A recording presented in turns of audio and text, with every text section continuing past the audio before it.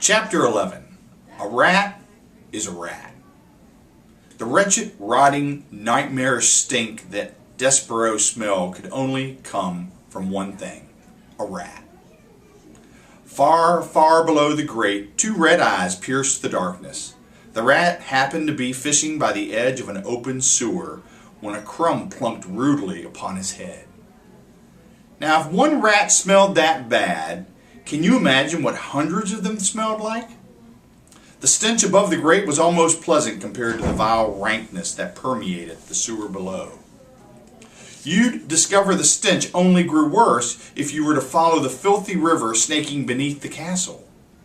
And if you were to fumble blindly through the sewer's dank tunnel, you'd not only smell evil, but hear it. A faint echo of drumming and chanting. But you would never do this. No one would. Because if you followed the tunnel to the end, you'd find yourself in a huge underground chasm where no ray of light ever entered. You'd be in the belly of the rat world. And no one had ever escaped this place alive. In fact, the rats made their very homes from the bones and skulls of their victims, the dungeon's prisoners. Like the mice, they also created a world from cast-off objects. But instead of shiny spoons and polished boxes, the rats chose the most disgusting garbage: fish skeletons, moldy food, a chicken's foot. Within the rats' underground village, the river emptied into a large lake of raw sewage. Boats made of lobster shells drifted aimlessly into the black waters. Across the lake, the stark outline of a coliseum dominated the horizon. Rats entertained themselves in the littered streets. Some placed bets on a scorpion fight. They cheered loudly for their favorites as the creatures jabbed at each other viciously. Another rat sat nearby and played a flute to a bowl of worms like a snake charmer. The streets were loud and boisterous, and the activity was only interrupted when a dinner bell suddenly rang throughout the town. It was feast day, the best day of the week.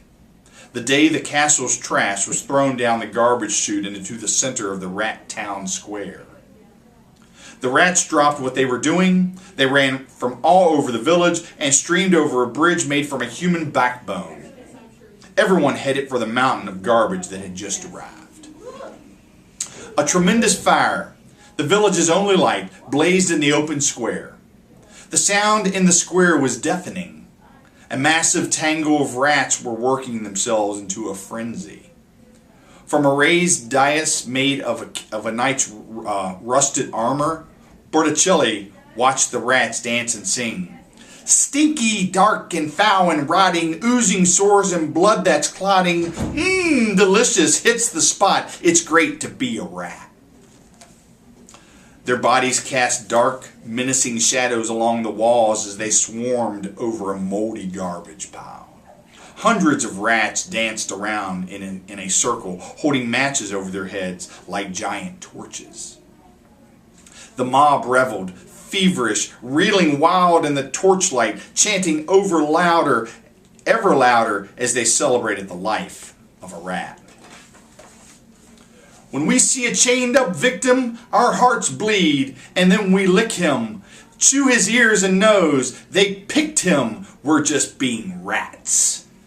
Give us flesh and filth and bile, what you think is gross and vile. Make us sing and dance and smile, we like to live like that. At the end of the song, Botticelli signaled for the feast to begin. The rats tossed a rotten apple core up into the sky. It exploded in midair, raining slimy pulp and seeds onto the roaring crowd. The younger rats dived on the putrid garbage. They crammed it into their mouths, slurping and slobbering while their elders began singing all over again. All except one, that is. Roscuro stood motionless in the torchlight, watching. "You're not dancing?" came a low voice to his left. Roscuro turned to see Botticelli in the shadows. "Oh, I was," said Roscuro nervously. "No, you weren't." Well, I'm just watching. Well, that's not very grateful of you after I've taken you under my wing. Botticelli wrapped a long, bony arm around Roscuro's shoulders. Oh, I'm grateful, Roscuro insisted, a bit too eagerly. Really, I am. Botticelli leaned closer. You miss something, don't you? Oh, no, I don't, Roscuro protested, shrugging him off. There's nothing up there, Roscuro. Nothing at all. Oh no, I know that, Roscuro smiled sheepishly and backed away. Absolutely. Nothing, of course, nothing. He quickly turned and hurried off as Botticelli watched him go. Nothing, Roscuro called back.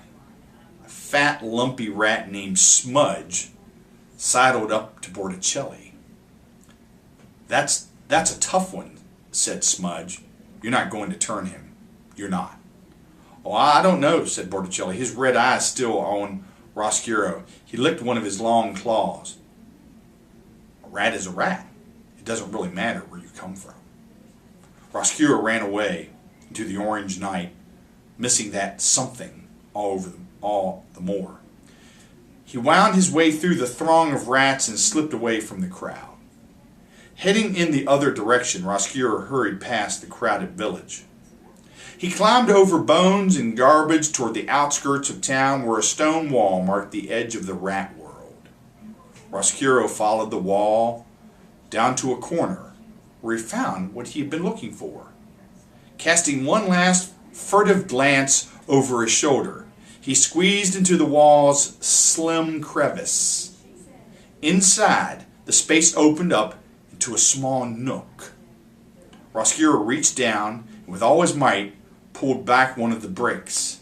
He stepped into his private hiding place. The passage was small, but from within it, Roscuro could look up to see one faint gray sliver of light. Roscuro let the light wash over him, drinking it in as if he needed it to live. And maybe he did. Then he just stared hungrily, longingly. A rat is a rat.